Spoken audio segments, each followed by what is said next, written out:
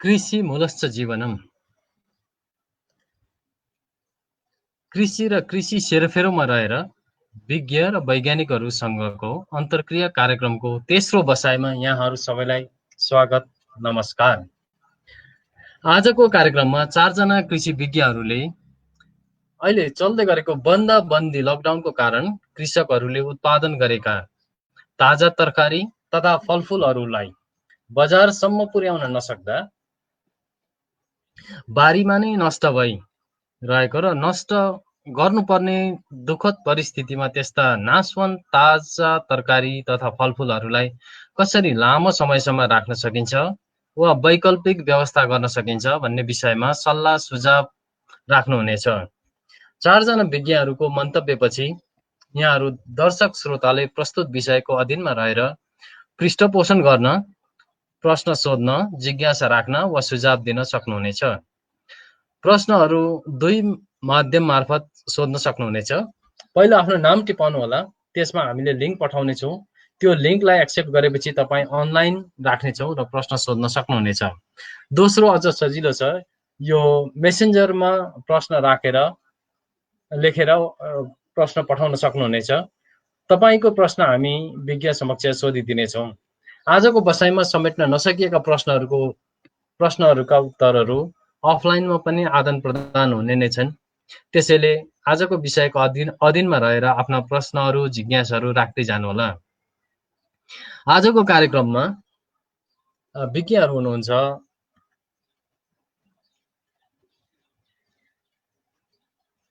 विज्ञ हरिशचन्द्र बास्तोला, शैलेश गुरुङ, डाक्टर शान्ता कार्की र डाक्टर वेद खतिवडा।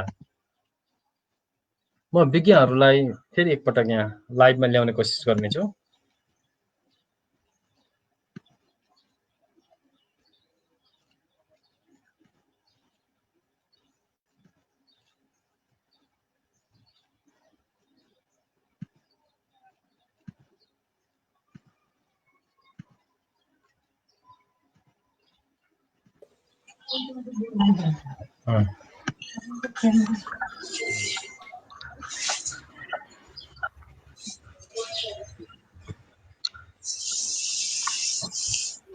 अब म शैलेश गुरुङलाई पनि लाइभ ल्याउन खोज्दैछु।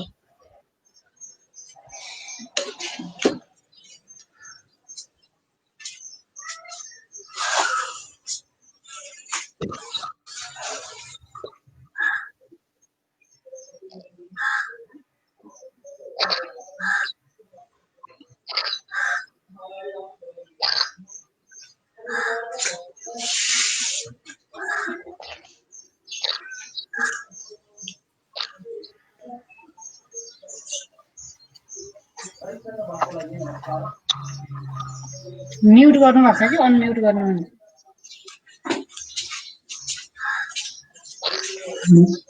ठीक है ना? ठीक है, सुन्ने हो सुन्ने।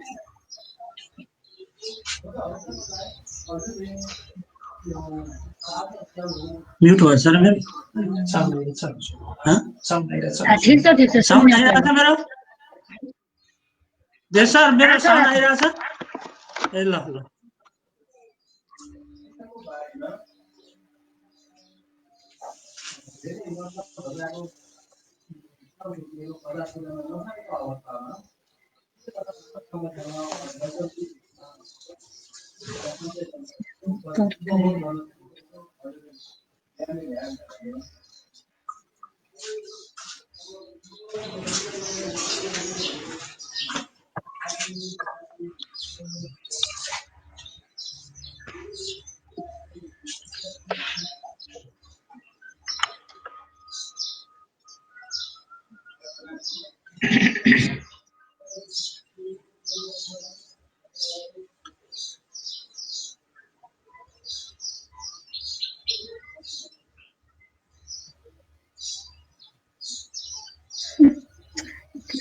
अभी तो बोल्नु भएको थियो।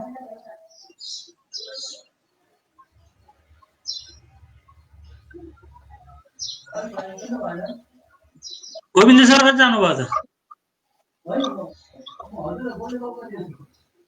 बोल्नु दाइ बोल्नु। हजुर ए ल सुरु गरौँ।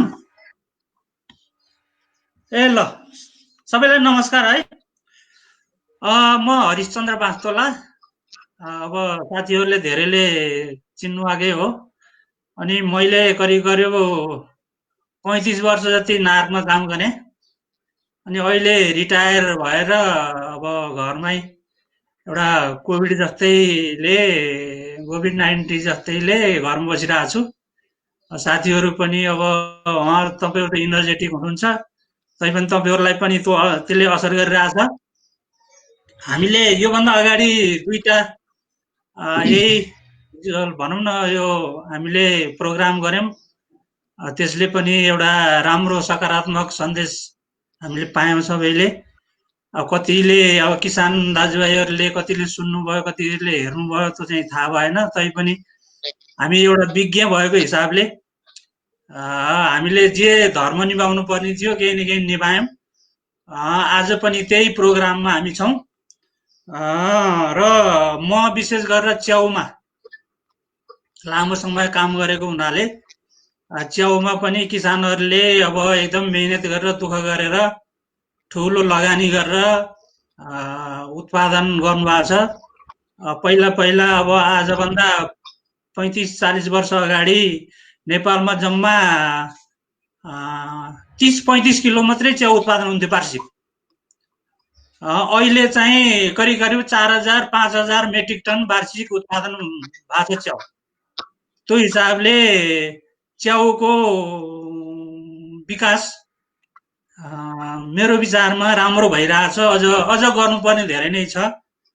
अब हामीलाई यो जुन कोभिड-19ले अब सबैलाई आक्रान्त बनाएको छ, त्यसमा पनि अब हामी विकासोन्मुख देशलाई झन् ठुलो क्षति पुगेको छ।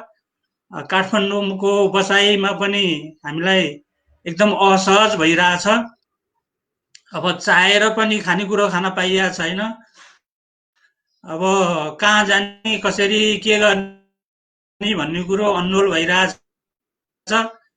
अब भन्दा बाहेकका अलिकति विज्ञ वैज्ञानिकहरूले, यो सम्बन्धी वैज्ञानिकहरूले पनि भन्न सक्नु भएको छैन। धनी धनी देशमा पनि त्यस्तो अवस्था भइरहेछ।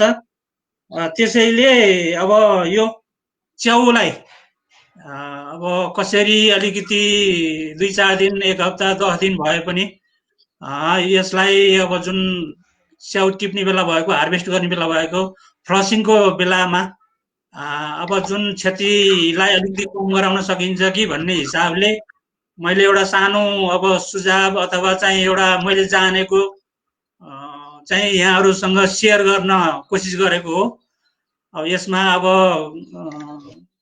थपघट गर्नुपर्ने छ भने पनि यहाँहरूलाई अनुरोध गर्दछु। अब नेपालमा विश्वमा करिब 40 किसिमका च्याउ, 40 जातका च्याउहरू खेती गर्न सकिन्छ। तिनमा चाहिँ अब च्याउ विभिन्न किसिमका छन्। 40 किसिमको भएको हुनाले खेती गरेर उत्पादन लिएर आम्दानी गर्न सकिन्छ। तर अब नेपालमा 40 किसिमका हावापानीको हिसाबले 40 किसिमका च्याउ खेती गर्न सकिन्छ। तर अब यसको अब मार्केटको हिसाबले अनि त्यसपछि त्यसमा कुनैलाई मिडियाको हिसाबले अलिकति त्यसलाई कुनैलाई चाहिँ नेपालमा त्यति उपयुक्त नहुन सक्छ, जस्तो बजारको हिसाबले र अब अरू कारणले अब कति कुरो चाहिँ मिडिया पनि नपाउन सकिन्छ। त्यो हिसाबले चाहिँ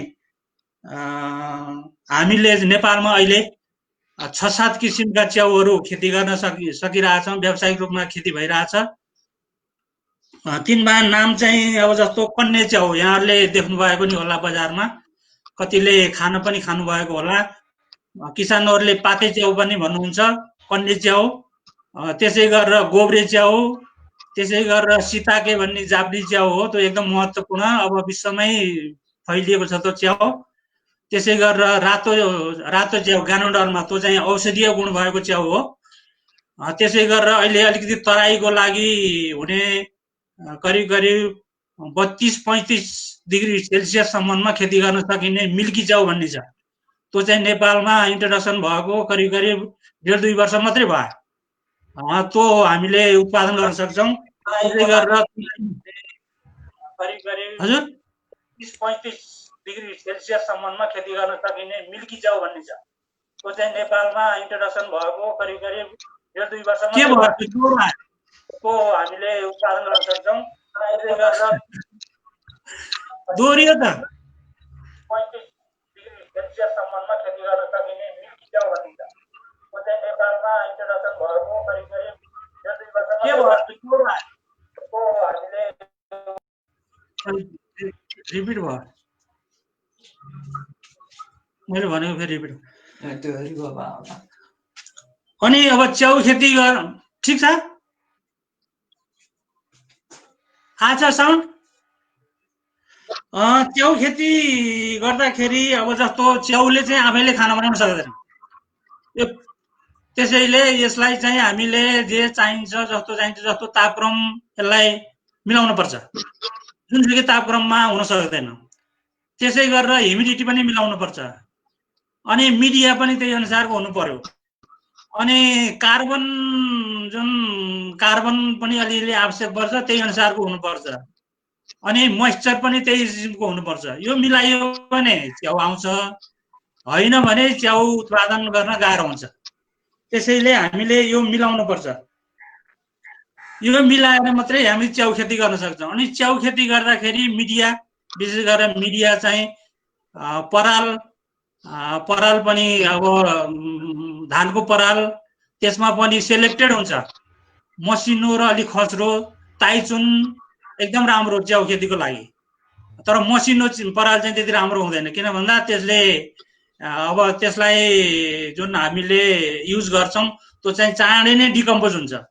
त्यसको तुलनामा चाहिँ ताइचुन अलिकति खस्रो जस्तो मसुली अनि तराईतिर हुने अलिक खस्रो खाले जुन मोटो धान भन्छौँ हामी, त्यो चाहिँ कम कुइन बिस्तारै त्यो घट्दै जाने, च्याउले पनि खानेकुरा लिँदै जाने।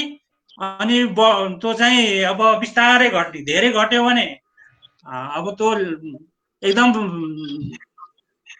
त्यो ल्याच्चे हुन्छ र पानीको मात्रा बढी हुन्छ र चाहिँ ढुसीलाई मारिदिन्छ। त्यसैले हामीले बिस्तारै त्यो जुन न्युट्रिएन्ट च्याउले लिने अनि त्योबाट बिस्तारै घट्दै गएर 2-3 महिनासम्म हुने, त्यो हिसाबले चाहिँ हामीले पराल पनि सेलेक्सन गर्नुपर्छ। अनि अब यसले चाहिँ आफैले खाना बनाउन नसक्ने भएको हुनाले हरियोपन भएको पराल चाहिँ राम्रो हुँदैन। यी चाहिँ अलिकति अब यहाँहरूलाई मैले चाहिँ अलिकति खेती गर्ने तरिका बताएको हो। जस्तो अब कन्नेलाई गोब्रेलाई चाहिँ पराल चाहिन्छ भने सीताकेलाई काठको धुलो अनि त्यसपछि काठको लग चाहिन्छ। फरक चाहिन्छ। अब जति 40 किसिमका च्याउहरूमा लगभग त्यो मिडियाहरू पनि फरक चाहिन्छ। एक किसिमले पीएचको मात्रा पनि मिलाउनु, कुनैलाई चाहिँ एसिडिटी चाहिन्छ भने कुनैलाई चाहिँ न्युट्रल चाहिन्छ, कुनैलाई अलिकति अल्कालिटी पनि चाहिन्छ। त्यसबारे पीएच पनि मिलाउनु पर्छ। यी कारणले चाहिँ च्याउ खेती गर्न सकिन्छ, गर्नुपर्ने हुन्छ। अनि त्यसपछि अब कुनै चाहिँ अलिक गर्मीमा हुने, कुनै अलिकति जाडोमा हुने, जाडोमा पनि धेरै चिसोमा पनि नहुने हुन्छ। अनि गर्मीमा पनि अब 32-35 भन्दा माथि चाहिँ गर्न सकिँदैन। अहिले बजारमा आएका गोब्रे कन्ने च्याउहरू चाहिँ तिनीहरूलाई 25 देखि 28 अथवा अब उम्रिँदाखेरि फेरि 18-20 डिग्री सेल्सियस हुनुपर्छ। अनि अब ह्युमिडिटी पनि इन्क्युबेसन टाइममा चाहिँ 80-85 हुनु पर्यो। अनि त्यसपछि अब जस्तो फ्रुटिङ टाइममा चाहिँ 90-95% सम्म हुनु पर्यो ह्युमिडिटी पनि। यसरी चाहिँ हामीले प्रत्येक च्याउलाई चाहिँ फरक मिडिया, फरक पीएच, त्यसै गरेर फरक तापक्रममा हामीले चाहिँ गर्नुपर्ने हुन्छ। अब त्यसै गरेर अब नेपालमा चाहिँ अलिअलि भइरहेको च्याउहरू मैले अहिले बताएँ। अनि त्यसपछि यो न्युट्रिएन्टको हिसाबले पनि च्याउ एकदम महत्त्वपूर्ण छ। किन भन्दा यसमा चाहिँ हामीलाई चाहिने एमिनो एसिड्सहरू अलरेडी हुन्छ, जुन शरीरले बनाउन सक्दैन, अरूबाट पनि पाउन सकिँदैन, त्यो अलरेडी हुन्छ। त्यसै गरेर यसमा चाहिँ फ्याट फ्याट चाहिँ एकदम नोमिनल हुन्छ। फ्याट नोमिनल भएको हुनाले हरेक च्याउलाई खाना त्यो तरकारी खाने अथवा चाहिँ विभिन्न तरिकाले खाने च्याउलाई हामी औषधीय गुण भएको अथवा औषधि पनि भन्छौँ।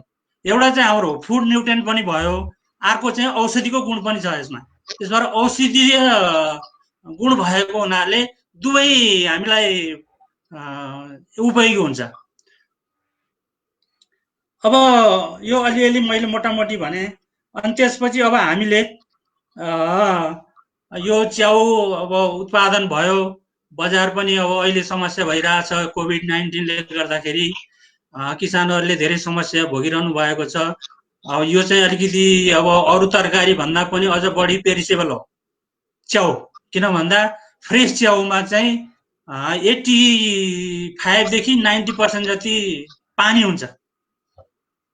अब त्यो त्यति धेरै पानी भएको हुनाले त्यसलाई चाहिँ हामीले अलिकति मार्केट लान अलिकति ढिला भयो अथवा चाहिँ गर्मीमा अलिकति तापक्रम बढ्यो भने त्यसले चाहिँ डिस्कलर गराइन्छ।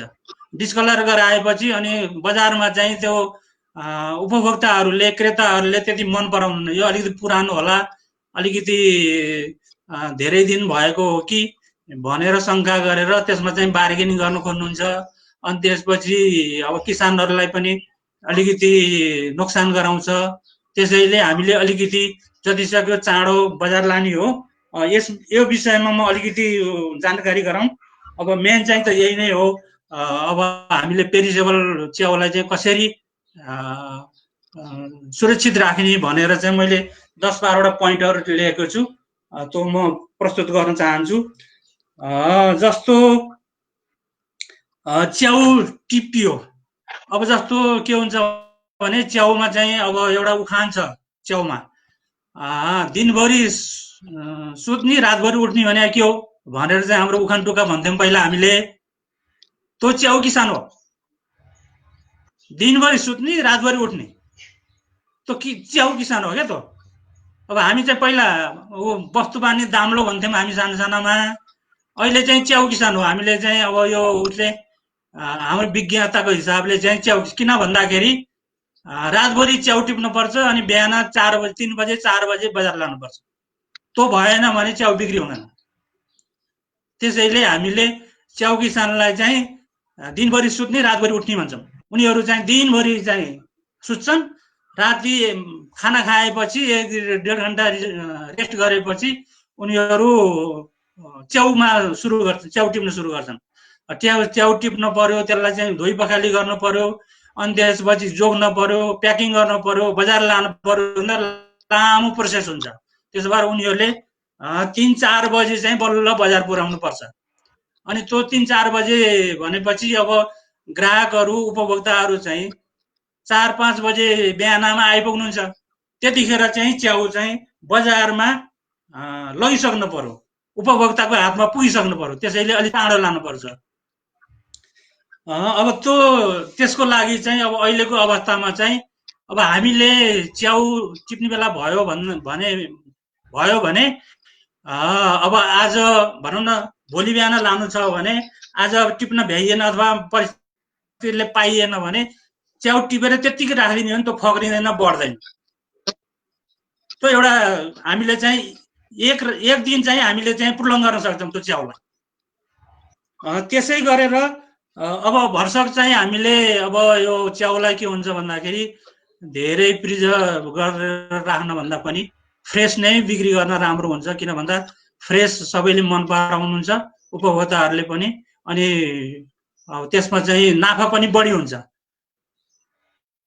त्यसै गरेर अब ढुवानी गर्दाखेरि चाहिँ च्याउ चाहिँ रातिको समयमा, रातिमा चाहिँ के हुन्छ भने च्याउ अब तापक्रम पनि कम हुन्छ। रातिको समयमा लगियो भने ढुवानी भनौँ टाढा टाढा लानु पर्यो भने रातिको समयमा लगियो भने त्यसको चाहिँ जुन डिस्कलर हुने सम्भावना चाहिँ कम हुन्छ अरू तुलनामा, दिउँसोको तुलनामा। त्यसै गरेर प्याकिङ गर्दाखेरि च्याउलाई प्याकिङ गर्दाखेरि सानो सानो पाल पारेर प्लास्टिकमा प्याकिङ गर्ने, धेरै ठुलो प्याकिङ नगर्ने, आधा किलो बढीमा 1 किलो नत्रमा आधा किलो 400 ग्राम त्यो प्याकिङ गर्ने। त्यसमा चाहिँ पाल पार्ने ठाउँ ठाउँमा पन्चिङ मेसिनले अथवा कुनै पहल पार्ने मेसिनहरूले सानो सानो पहल पारेर त्यहाँ प्याकिङ गर्ने। त्यसै गरेर अब बजार चाहिँ भरसक टाढा नलाने, नजिक नजिक लाने।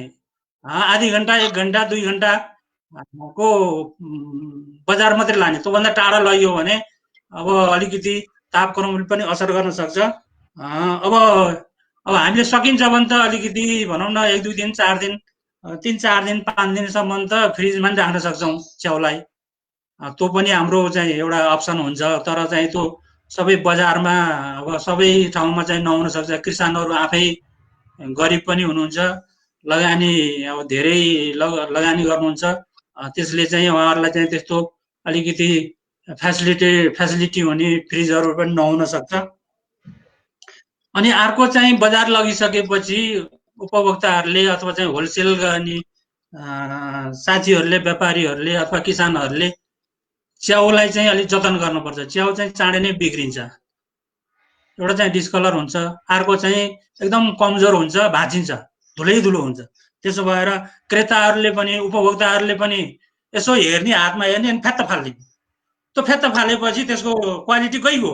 अनि किसानहरूले पनि अब बिक्री भएन अथवा अलिकति भएन त्यसलाई हेला गर्ने, अनि अलिकति अब त्यो प्याकिङ चाहिँ छैन, अब त्यो ठेलामा लगेर अनि जताभावी गरिदिने। त्यो पनि ठुलो नोक्सान छ। त्यो अहिले हामीले बजारमा गयो भने त एकदम धेरै देखिन्छ। त्योबाट पनि हामीले बच्न सक्नु पर्यो। अनि त्यसपछि हामीले अब जस्तो विशेष गरेर अब च्याउलाई, अन्य च्याउलाई हामीले धेरै भयो भने अलिकति सस्तो मूल्यमा, जति अब हिजो पाइएको थियो अथवा अस्ति पाइएको थियो भनेर चाहिँ त्यही मूल्यमा बिक्री गर्न खोजियो, त्यही आशा गरियो भने त्यसले झन् नोक्सान पार्न सक्छ। त्यो प्राइसको पनि अलिकति हामीले ख्याल गर्नुपर्छ। अब अवस्था कस्तो छ, के छ, डिमान्ड अलिक बढी छ भने प्रडक्सन, अब यो त डिमान्ड र सप्लाईको कुरो हुन्छ। डिमान्ड अलिकति बढी छ भने ठिकै छ, अलिकति भनौँ न आधी घन्टा 15 मिनट बढी राखेर पनि पैसा धेरै आउँछ भने ठिक छ। होइन, डिमान्ड कम छ भने अब जति मूल्य भन्यो, जति भन्यो त्यति भन्दा म कममा चाहिँ घटाएर दिन नभनियो भने अब त्यो हामीलाई नोक्सान हुन्छ। त्यो चाहिँ अब हाम्रो नेपाली व्यापारीहरूमा त्यति त्यो चाहिँ म देख्छु ठाउँ ठाउँमा जाँदाखेरि उहाँहरू चाहिँ यो मूल्य नभइकन चाहिँ म दिन्न, बरु फालिदिन्छु, कुहिएर फालिदिन्छु भनेर चाहिँ भन्ने। अनि हाम्रो मधेसी भाइहरूले चाहिँ त्यो जान्नु भएको छ। बिहान अब सबेरै 5-6 बजे एउटा मूल्य हुन्छ, 12-1 बजे एउटा मूल्य हुन्छ, 3-4 बजे एउटा मूल्य हुन्छ, बेलुका साँझमा चाहिँ अर्को मूल्य हुन्छ। यसरी हामीले 4-5 किसिमको 6 किसिमको मूल्य राखियो भने त्यो सामान चाहिँ हामीले कटाएर बिक्री गरेर जान सक्छौँ। तर नेपाली विशेष गरेर पहाडिया व्यापारीहरूसँग त्यो चाहिँ कला हुँदैन। त्यो चाहिँ हामीले भोगेका छौँ, एकदम धेरै भोगेका छौँ। अनि कन्या च्याउ अब विशेष गरेर अब यो डिस्कलर हुने भनेको गोब्री च्याउ, जुन डल्ले च्याउ भनिन्छ हामी, व्हाइट बटन मसरुम भन्छ, त्यो चाहिँ डिस्कलर हुन्छ। त्यसलाई चाहिँ अलिकति घामबाट जोगाउनु पर्यो। त्यसै गरेर कन्या च्याउ चाहिँ हामीले अलिकति लामो समय राख्नको लागि चाहिँ अब हामीले धेरै उत्पादन भयो यस्तो अवस्थामा, यो लकडाउनको अवस्थामा चाहिँ हामीले टिपेर अलिकति सानो सानो टुक्रा बनाएर अनि त्यसलाई धागोमा उनेर अनि छाया परेको ठाउँमा, कोठामा छाया परेको ठाउँमा चाहिँ सुकाउने। जस्तो हामी सुकाउँछौँ नि खुर्सानी जसरी सुकाउने, तर खुर्सानी चाहिँ डाइरेक्ट घाममा सुकाउँछौँ हामी। तर च्याउ चाहिँ घाममा सुकाइयो भने त्यसको चाहिँ त्यो बास्ना चाहिँ राम्रो आउँदैन, अलिकति घाम गनाउँछ। त्यसैले हामीले त्यसलाई चाहिँ छाया परेको ठाउँमा 3-4 दिन सुकाइयो भने अलिकति मसिनो बनाउनु पर्यो, टुक्रै टुक्रा बनाउनु पर्यो, मसिनो बनाउनु पर्यो। 3-4 दिनसम्म सुकाइयो भने त्यसको चाहिँ मोइस्चर चाहिँ एकदम कमै हुन्छ। जस्तो हामीले पढेकै हो रामपुरमा, बिलो 10% चाहिँ मोइस्चर हुनु पर्यो। त्यो भयो भने अलिकति हामीले त्यसलाई चाहिँ अलिकति दिगो राख्न सक्छौँ भन्ने हामीले पढेकै हो, त्यतातिर पनि जानु पर्यो। अनि सकिन्छ भने अब सोलर ड्रायर गरियो भने अब त्यसले चाहिँ हामीलाई सोलर ड्रायरबाट अब सिम्पल तरिकाले बनाए पनि हुन्छ। सोलर ड्रायर हामीलाई थाहै छ, सोलर ड्रायर बनाउने तरिका डाक्टर साहबहरूलाई पनि थाहा होला, यहाँहरूलाई पनि थाहा होला, देख्नु भएकै होला।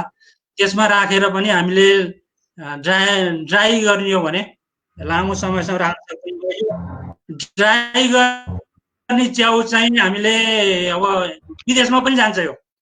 जस्तो हाम्रा दाजुभाइ दिदीबहिनीहरू अरबमा जानुभएको छ, कति चाहिँ विदेशमा जस्तो अमेरिका, युरोपियन कन्ट्री, डेभलप कन्ट्रीमा हामी आफैले पनि उपभोग गर्न सक्छौँ लगेर, र उपहारको रूपमा हामीले आफैले पनि लगिदिन सक्छौँ, र कति चाहिँ हामीले धेरै एमाउन्टमा लगियो भने त्योबाट चाहिँ व्यापार पनि केही गर्न सक्छौँ।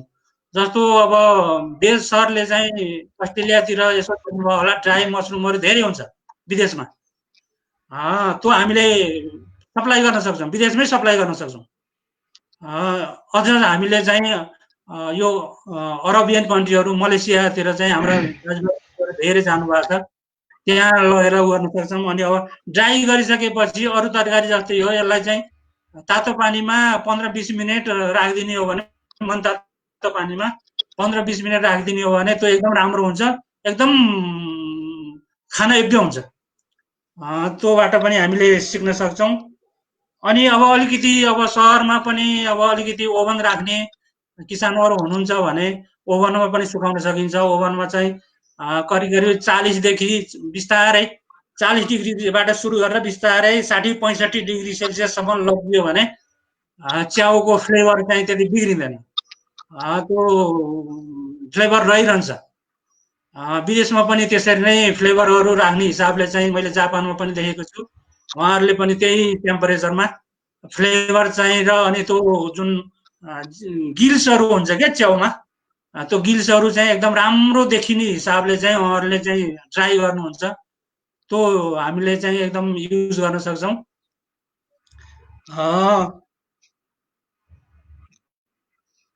त्यसै गरेर अब अचार बनाउने, अचार पनि हामीले अब जस्तो च्याउके पनि अचार बनाउन सक्छौँ। हामीले अरू अचार जस्तै हामीले त्यसलाई बोइल गरेर अनि त्यसपछि मरमसला नुन राखेर अलिअलि तेलमा भुटेर अनि बोतलहरूमा राख्ने हो भने विशेष गरेर गोब्रे च्याउ एकदम मिठो हुन्छ। हामीले चाहिँ 1 वर्षसम्म त्यसलाई चाहिँ प्रोलङ गर्न सक्छौँ, त्यसलाई युज गर्न सक्छौँ। यो बजारमा उसको गोब्रे च्याउको अचारहरू एकदम प्रशस्तै पाइन्छ। त्योबाट पनि हामीले त्यो च्याउलाई केही चाहिँ हामीले त्यसमा पनि युज गर्न सक्छौँ र लामो समय राख्न सक्छौँ। अनि ब्रान्ड सोलुसन यो नुन पानीमा पनि उमालेर त्यसलाई पनि अलिकति साइट्रिक एसिड राखेर त्यसलाई पनि हामीले बोतल प्याकिङ गरेर त्यसलाई पनि लामो समय राख्न सक्छौँ। अनि अब काठमाडौँमा चाहिँ विशेष गरेर अब यो चाहिँ छोइला भन्ने हुन्छ, च्याउको छोइला पनि बनाउन सकिन्छ। विशेष गरेर कन्ने च्याउको छोइला एकदम मिठो हुन्छ। त्यसलाई पनि हामीले 2-3 दिनसम्म छोइला बनाएर फ्रिजमा राखियो भने 2-3 दिनसम्म खान पनि सकिन्छ। त्यो छोइला पनि एकदम मिठो हुन्छ। छोइला भनेको यहाँलाई कतिको थाहा छ, त्यसलाई त्यो च्याउलाई चाहिँ पोल्ने, राम्रोसँग पोल्ने, त्यसको चाहिँ मोइस्चर चाहिँ घटाउने, अनि त्यसपछि नुन मसला राखेर मोलेर अनि अलिअलि तेल पनि राख्नुपर्छ, तोरीको तेल। त्यो राखेर पनि हामीले छोइला पनि 2-3 दिनसम्म हामीले फ्रिजमा राखेर पनि खान सक्छौँ। त्यसै गरेर पकौडा, च्याउको पकौडा पनि बनाउन सकिन्छ। पकौडालाई पनि 1-2 दिन हामीले फ्रिजमै राखेर पनि युज गर्न सक्छौँ। त्यसै गरेर केचप, च्याउको केचप पनि हुन्छ। त्यसलाई चाहिँ अब त्यो च्याउलाई चाहिँ सानो टुक्रा पार्ने, अनि त्यसपछि अलिअलि बोइल गर्ने, अनि ग्राइन्डिङ मेसिनमा मजासँग पिन्ने, ग्राइन्डिङ गर्ने, अनि त्यसपछि अलिकति अमिलो राखेर बोतलमा स्टरलाइज गरेर प्याकिङ गर्ने हो भने त्यसले त्यो केचप पनि बनाउन सकिन्छ। अनि त्यसपछि अब अर्को मिल्की च्याउ, यो अलिकति गर्मी मैले पनि बताएँ, निवेदन गरेँ योभन्दा अगाडि। मिल्की च्याउ 32-35 डिग्री सेल्सियससम्म गर्न सकिन्छ। त्यसको चाहिँ जो पोस्ट हार्भेस्ट चाहिँ एकदम राम्रो छ। एउटा त तापक्रम बढीमा हुन्छ त्यो च्याउ खेती, अर्को चाहिँ के हुन्छ भन्दाखेरि त्यो हार्भेस्ट गरिसकेपछि 2-3 दिनसम्म हामीले फ्रेसै हुन्छ, फ्रिजमै राख्नु पर्दैन। जस्तो धरानमा म त्यो उदाहरण दिन सक्छु। धरानमा अब जस्तो विशेष गरेर तराईमा हुन्छ यो च्याउ खेती, यो च्याउ। अनि धरानमा मैले जाने मौका मिलेको थियो। त्यो मिल्की च्याउ चाहिँ 2-3 दिनसम्म किसानहरूले त्यो बजारमा धरानको त्यस्तो गर्मी ठाउँमा वैशाख जेठमा 2-3 दिनसम्म त्यत्तिकै बाहिर खुला नाङ्लामा राखेर बिक्री गरिरहनु भएको छ। त्यो उदाहरण दिन सकिन्छ। त्यसैले अब त्यो मिल्की च्याउ पनि अहिले गर्मी ठाउँमा हुने भएको हुनाले त्यो मिल्की च्याउलाई पनि हामीले खेती गरेर बिना फ्रिज 2-3 दिन बजारमा लान सक्छौँ। अनि त्यसपछि अझ महत्त्वपूर्ण एउटा के छ भन्दाखेरि यहाँहरूलाई पनि थाहा होला, विशेष गरेर अब हामीले नार्कमा रिसर्च गरेका थियौँ। एउटा जस्तो च्याउलाई बिना फ्रिज हामीले बनाएर राख्न सकिन्छ। त्यो के भन्दाखेरि करिब अब त्यो ठाउँ अनुसार समय अनुसार हुन्छ फरक फरक। जस्तो 3 फिट गहिराई, 3 फिट लम्बाई, 3 फिट चौडाइ, 3 स्क्वायर फिट भनौँ न, त्यो खाडल खन्ने। खाडल खनेर त्यो तल चाहिँ अलिकति राम्रो तरिकाले बालुवाभन्दा पनि अलि चिसो हुने चिज राखेर च्याउ त्यसैमा राखिदिने र माथिबाट चाहिँ कभर गरिदिने। त्यो भयो भने जमिनको तापक्रम चाहिँ त्यति घटबड हुँदैन, त्यति गहिरोमा। माथि स्यालोमा चाहिँ अलिकति घटबड हुन्छ, तर गहिरोमा चाहिँ त्यति घटबड हुँदैन। जस्तो त्यतिखेर चाहिँ त्यो खाडलको तापक्रम चाहिँ मेरो विचारमा हामीले रिसर्च गर्दाखेरि अलिकति चिसो समयमा अथवा त्यस्तै समयमा भयो भने 12-15 डिग्री सेल्सियस भन्दा बढ्दैन। त्यसलाई हामीले 1 हप्ता 10 दिनसम्म त्यहीँ राख्न सक्छौँ। त्यो चाहिँ फ्रिज पनि चाहिएन अनि बत्ती पनि चाहिएन, केही पनि चाहिएन। त्यो चाहिँ हामीले किसानहरूले खेतबारीमा पनि लगाउन सक्नुहुन्छ। माथिबाट चाहिँ कभर गरिदिने, अलिअलि हावा सञ्चालन हुने ठाउँ राखिदिने र त्यसरी हामीले अरू तरकारी राख्न सक्छौँ, च्याउ पनि राख्न सक्छौँ। त्यो यो चाहिँ एकदम महत्त्वपूर्ण चिज हो जस्तो लाग्छ मलाई। हामीले एक्सपेरिमेन्ट गरेको हुनाले रिसर्च गरियो। त्यो चाहिँ मलाई किसानहरूलाई, किसान दाजुभाइहरूलाई विशेष गरेर अहिले च्याउ जुन उत्पादन बढी छ, बजार छैन, यस्तोमा उहाँहरूले त्यो प्रयोग गर्न सक्नुहुन्छ। त्यो चाहिँ मेरो सुझाव पनि हो, सल्लाह पनि हो, अनुरोध पनि हो। भन्दै अब कति भयो टाइम पनि मेरो लगभग यिनै कुरा हुन्। अब यो चाहिँ सबै मेरो करिब 35 वर्षको अनुभवले म अब च्याउमै काम गरेको हुनाले मैले जे अनुभव गरेँ, अनुसन्धान गरेँ, यहाँहरूसम्म समक्ष प्रस्तुत गरेँ र म बिदा हुन्छु। धन्यवाद। नमस्कार सबैलाई।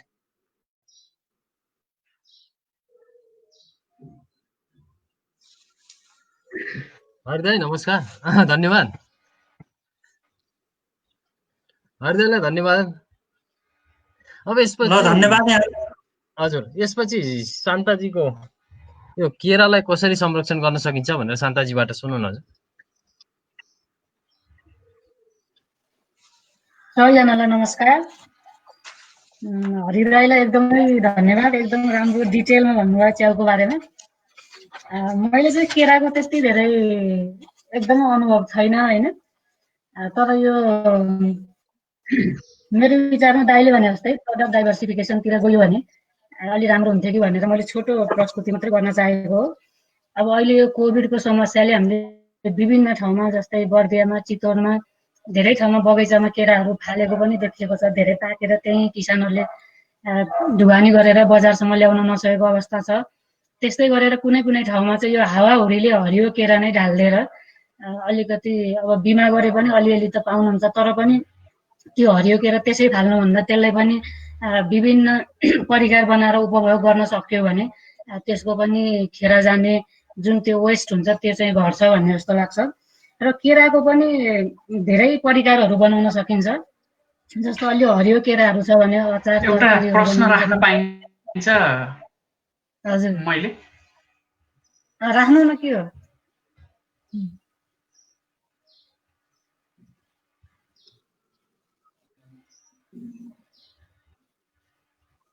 के भयो भन्नु त? आएन।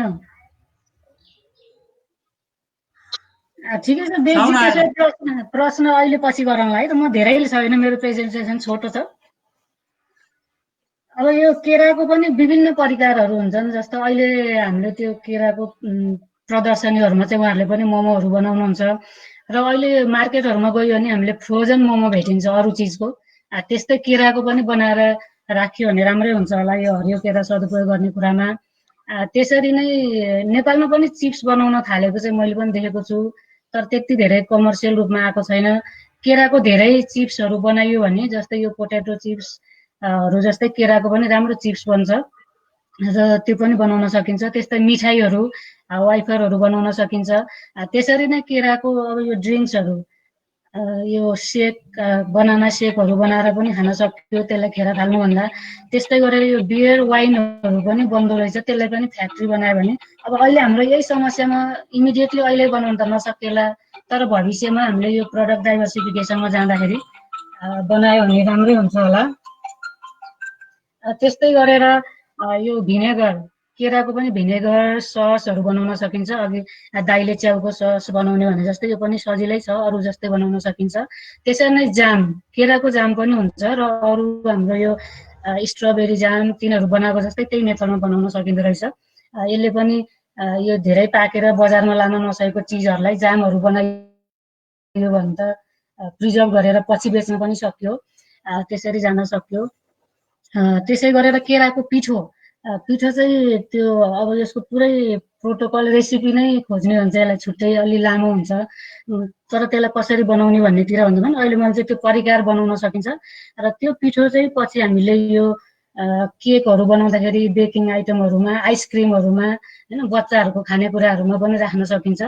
त्यसैले केराको पिठो बनाइयो भने यसको चाहिँ स्टोरेज लाइफ बढाउनलाई यसको मोइस्चर कन्टेन्ट 7% झार्न सक्यो भने अरू पिठो जस्तै केराको पिठो पनि विभिन्न परिकार बनाउन सकिन्छ।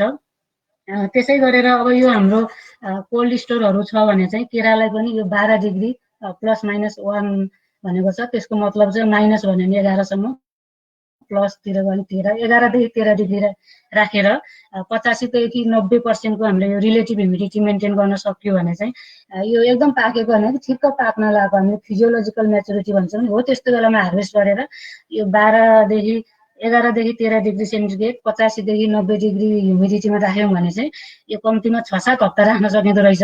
र त्यसलाई अहिले यो अवस्थामा चाहिँ कतै नजिक कोल्ड स्टोर छन् भने हामीले यो वातावरण बनाएर त्यहाँ स्टोर गर्ने र पछि यो लकडाउन सकिएला अथवा बिस्तारै ढुवानीको सहजीकरण हुँदै गएपछि 6-7 हप्तापछि पनि त्यसलाई बजारमा लान सकिन्छ।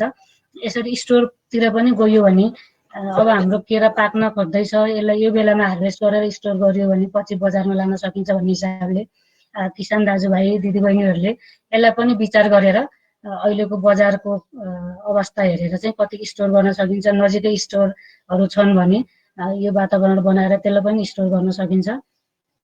र यसरी अब विभिन्न परिकार बनाउने, स्टोर गर्ने, अब वरिपरिकालाई खाना दिने, त्यसरी भए पनि सदुपयोग गरौँ, खानेकुरा खेर नफालौँ भन्दै मेरो छोटो प्रस्तुति यही समाप्त गर्छु। धन्यवाद। प्रश्नहरू पछि लिनु पर्ला। मेरो सक्यो गोविन्दजी। हस् शान्ताजी, धन्यवाद। यसपछि समग्रमा फलफुल तथा तरकारी, ताजा फलफुल तथा तरकारीको विषयमा वेदजीलाई के भन्न लाउँछ? डाक्टर वेद सुन्दै हुनुहुन्छ नि? शैलेशजीलाई ल्याउन सकिएन नि। वेदजी,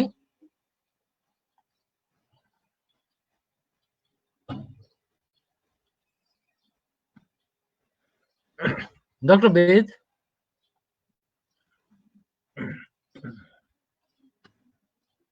डाक्टर वेद, हजुरको पाली। हजुरको म्युट छ कि के हो? फेरि एकपल्ट ट्राई गर्नुहोस् त।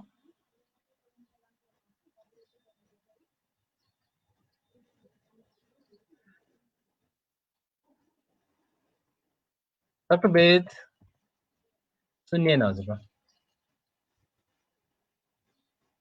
एकपल्ट अनम्युट गर्नुहोस् त।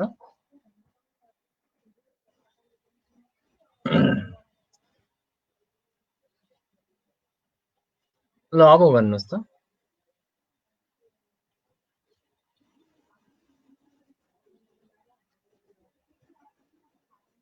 ल बेजी भन्नुहोस् त अब।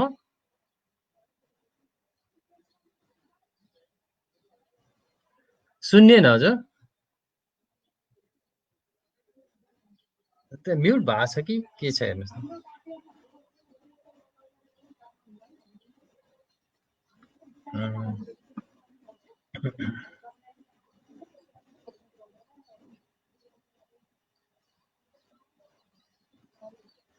बेजीको अझै सुनिएन।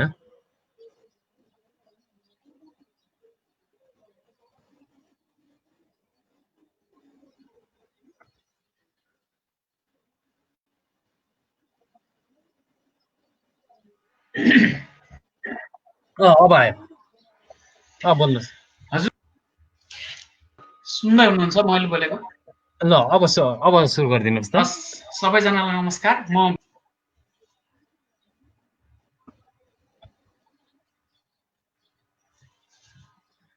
अलिकति फ्लक्चुएसन भइरहेछ हजुरको भोइस। हजुर हो त्यो अलिक अगाडि अहिले सुन्दै हुनुहुन्छ? अहिले सुन्ने। अलिक पछाडि नजानु होला। अनम्युट नै छ मेरो। ल ठिक छ अहिले सुन्नेछ।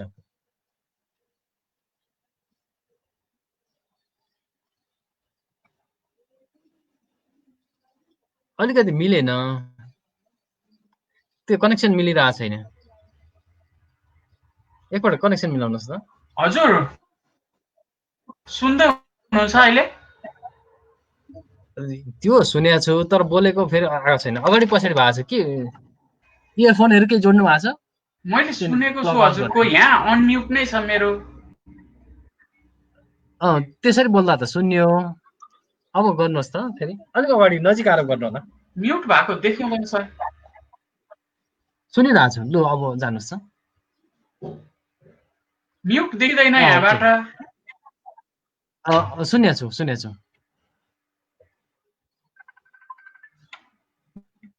म्युट छैन सर मेरो त। ठिक छ हजुर ठिक छ।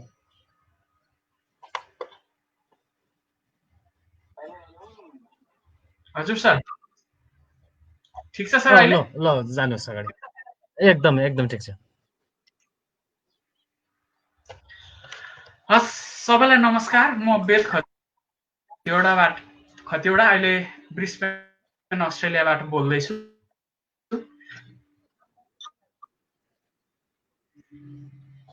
अहिले हजुर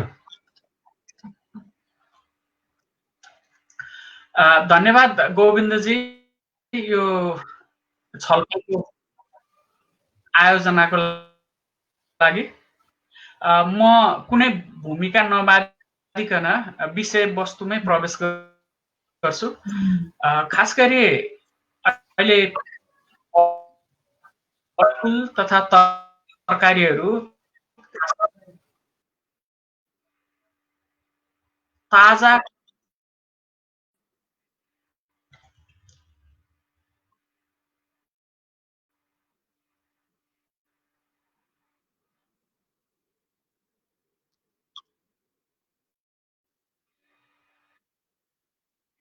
छैन।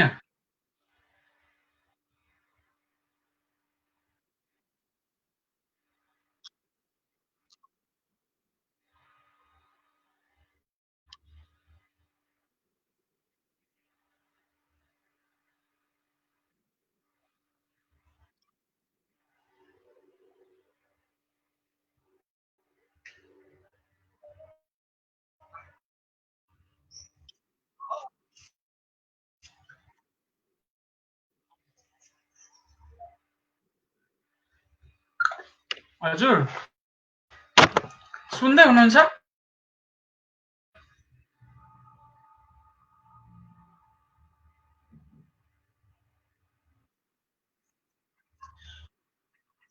यस यसमा फ्लक्चुएसन हुन्छ भने म मोबाइलबाट कनेक्ट गर्छु गोविन्दजी।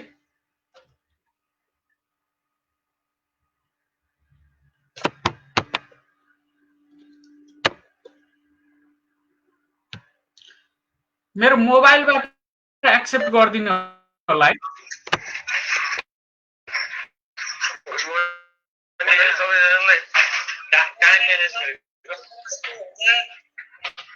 नमस्कार है, नमस्कार सबैजनालाई। सुन्दै हुनुहुन्छ गोविन्दजी?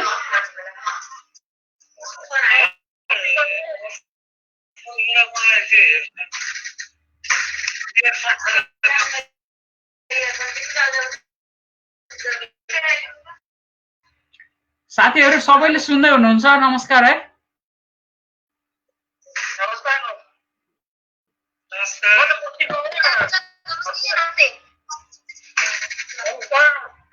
मैले शान्ताजीलाई गोविन्दजीलाई देखेको छैन, तपाईँ हुनुहुन्छ भन्ने आशा छ मलाई।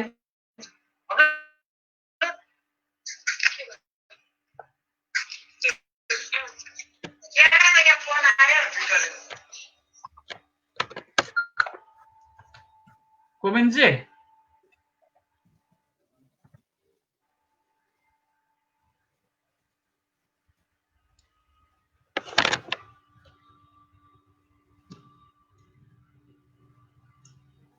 भन्नुहोस् अब, भन्नुहोस्।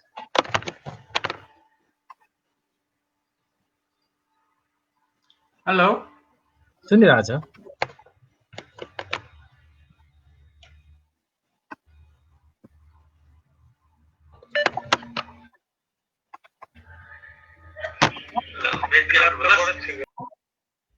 ल मैले बुझिसकेँ।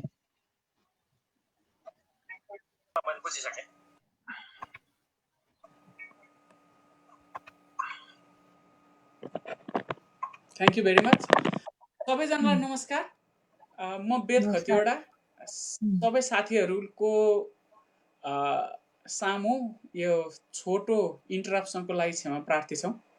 गोविन्दजीले अहिले मलाई कनेक्ट ब्याक गर्नुभयो। आजको यो श्रृङ्खलामा हामी छलफल गरिरहेका छौँ खास गरी फलफुल तरकारी, खास गरी ताजा कृषि उपजको बारेमा र यसको पोस्ट हार्भेस्ट म्यानेजमेन्ट, खास गरी उत्पादन लिइसकेपछि कसरी यसलाई चाहिँ लामो समयसम्म चाहिँ भण्डारण अथवा केही प्रोसेसिङ परिरक्षण गरेर राख्न सकिन्छ भन्ने कुरामा आज छलफल गरिरहेका छौँ। र यो छलफलको क्रममा दुईजना साथीहरूले आफ्नो विषयमा प्रस्तुत गरिसक्नुभयो। खास गरी म चाहिँ आज ताजा कृषि उपज र त्यसमा पनि गोविन्दजीसँग बिहान भएको छलफल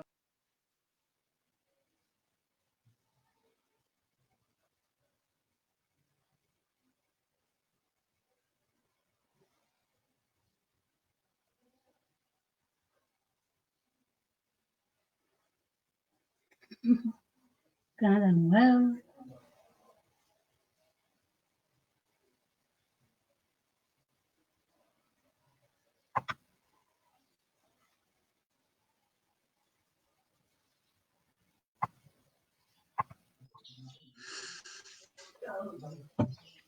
बेजी कहाँ जानुभयो?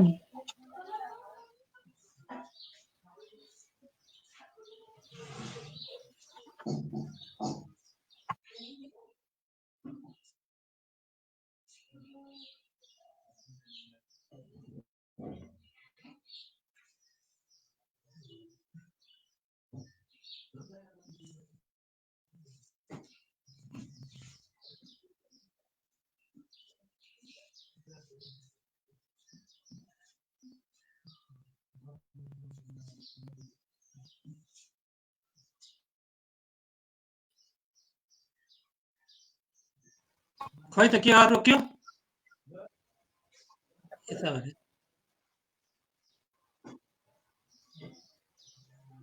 ऊ शैलेशजीलाई पनि जोड्नु न। Welcome back. नमस्कार नमस्कार। नमस्कार। सुन्दै हुनुहुन्छ राम्रैसँग? मैले त सुनेको छु। शान्ताजी सुन्दै हुनुहुन्छ? गोविन्दजी हुनुहुन्छ नि त्यहीँ नजिकै?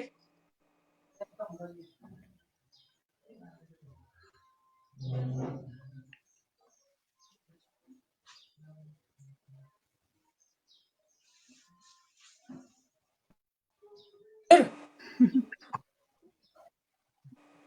अगाडि बढाउँ, बोल्नलाई सुरु गरौँ।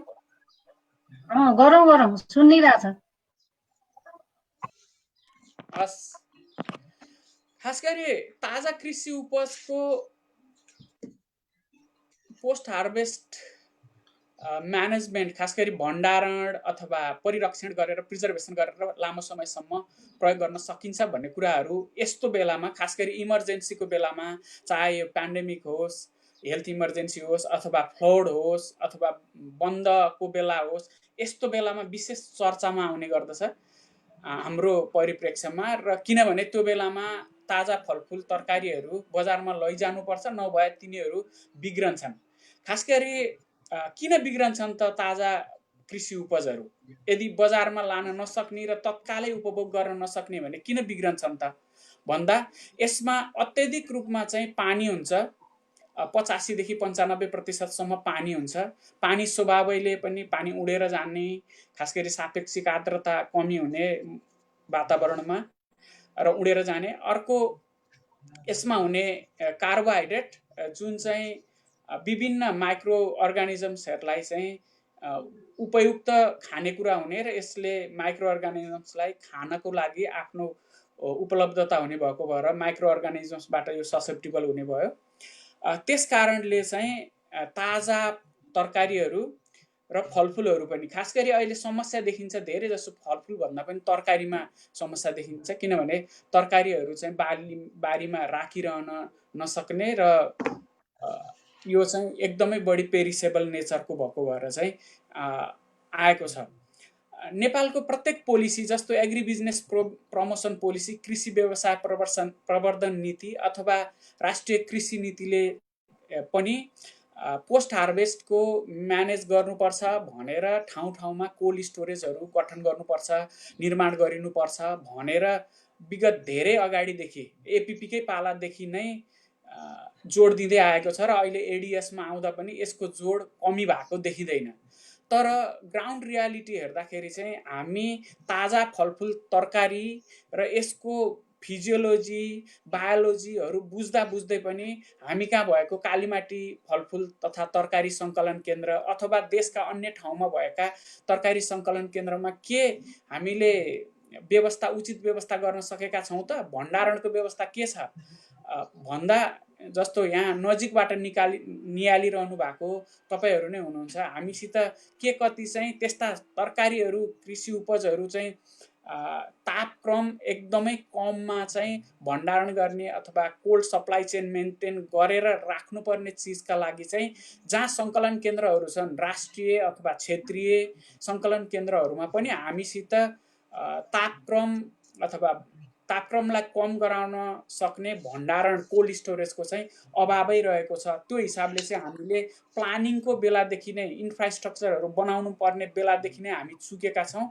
चाहे त्यो पेन्डेमिक अथवा फ्लड सिचुएसन अथवा इमर्जेन्सी सिचुएसनको बेलामा होस् अथवा बजारमा उत्पादन धेरै पुगेर जुन मूल्यमा गिरावट आउनुपर्ने र किसानले सस्तैमा बेच्नुपर्ने अवस्थाहरूबाट पनि मुक्ति पाउनको लागि चाहिँ हामीले यो कोल्ड स्टोरेजहरू चाहिँ बनाउनु पर्ने देखिन्छ। अघि हाम्रो हरिशचन्द्र बास्तोला दाइले सेयर गर्नुभयो च्याउको किसानहरूको अवस्था। खास गरी नेपालमा वर्षमा 4000 टन च्याउ पनि एउटा फ्रेस प्रोड्युस नै हो, ताजा कृषि उपज नै हो जुन चाहिँ हाइली पेरिसेबल छ।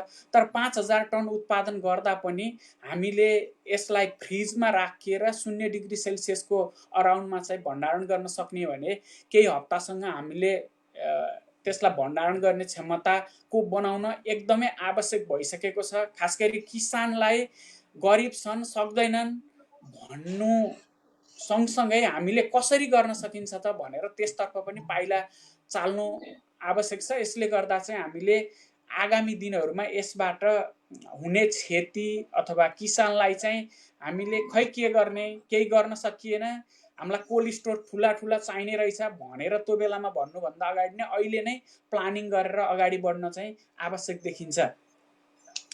अब हाम्रो खास आजको विषय चाहिँ तरकारी र फलफुलहरूलाई कसरी चाहिँ अलिकति लामो समयसम्म चाहिँ भण्डारण गरेर यसको पोस्ट हार्भेस्ट सेल्फ लाइफ चाहिँ मेन्टेन गर्न सकिन्छ भन्ने कुरामा जाउँ।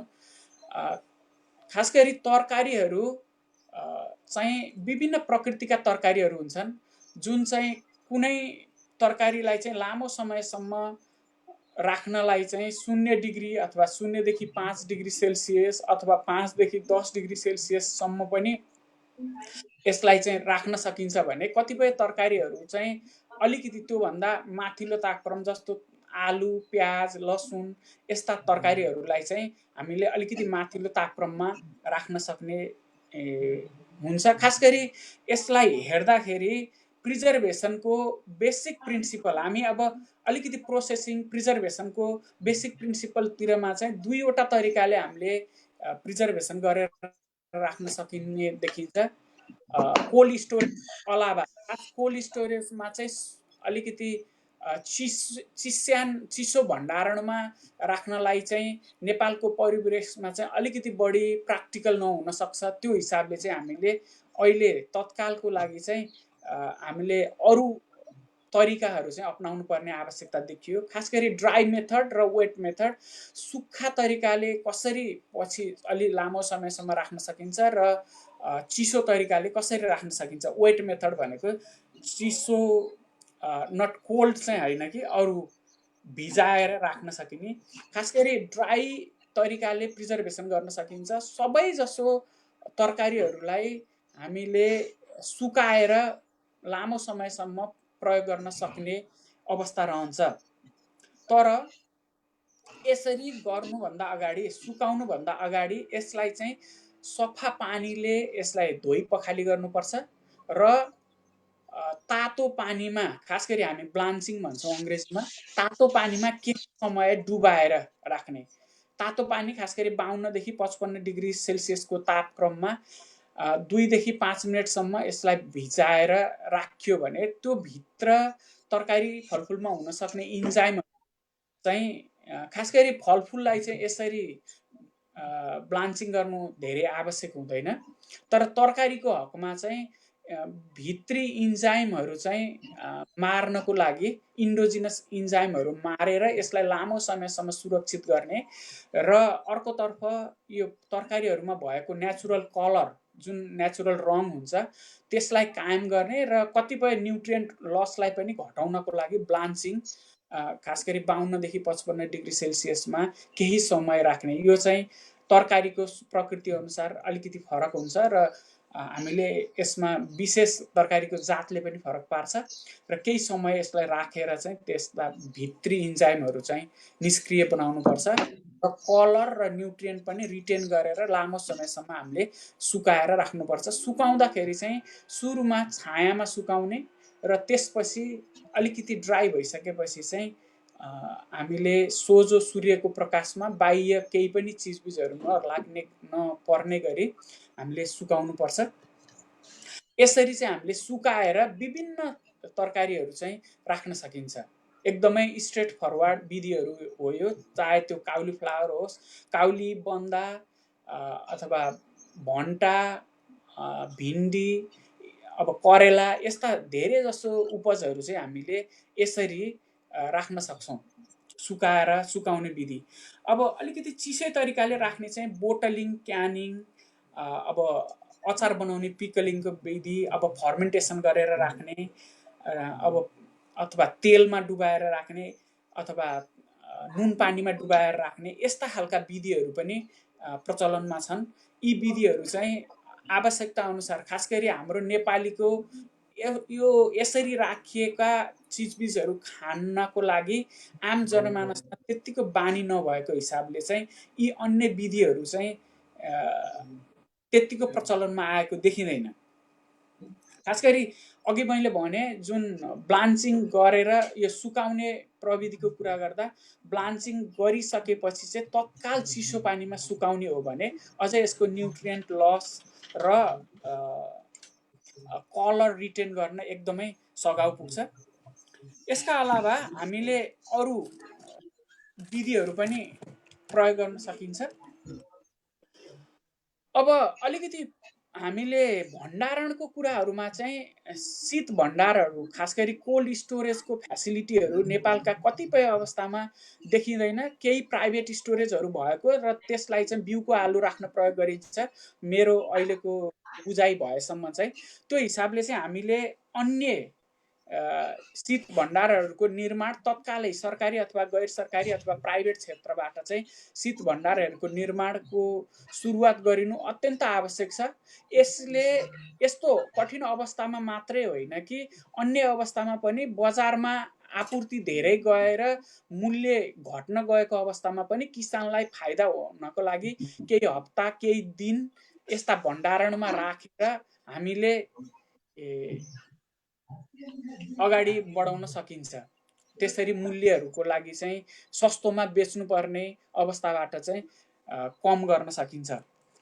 नेपालको परिवेशमा चाहिँ लो कस्ट स्टोरेज स्ट्रक्चरहरू भण्डारणको लागि अत्यन्त आवश्यक हुन्छ। जस्तो यसको लागि चाहिँ हाम्रो अहिलेको मौसममा आवश्यक चिजबिज भनेको चाहिँ तरकारीहरूको भण्डारणको लागि हो। त्यसमा चाहिँ इभापोरेटिभ कुलिङको जुन सिद्धान्तमा आधारित चाहिँ जिरो इनर्जी कुल च्याम्बर भन्ने हुन्छ, जुनमा चाहिँ जिरो इनर्जी भनेको एक्सटर्नल एनर्जीहरू केही पनि लागेन र यो शून्य शक्तिमा चाहिँ शीत भण्डार प्रविधिहरू चाहिँ हामीले बनाउन सक्ने अवस्था रहन्छ।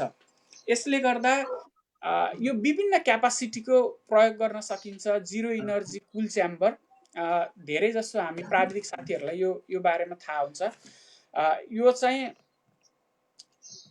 खास गरी विभिन्न फलफुल तरकारीहरू जुन पनि राख्न सकिन्छ र यसले न्यूनतम लसमा चाहिँ 5 देखि 7 डिग्री सेल्सियससम्म चाहिँ तापक्रम घटाएर हामीले भण्डारण गर्न सकिन्छ।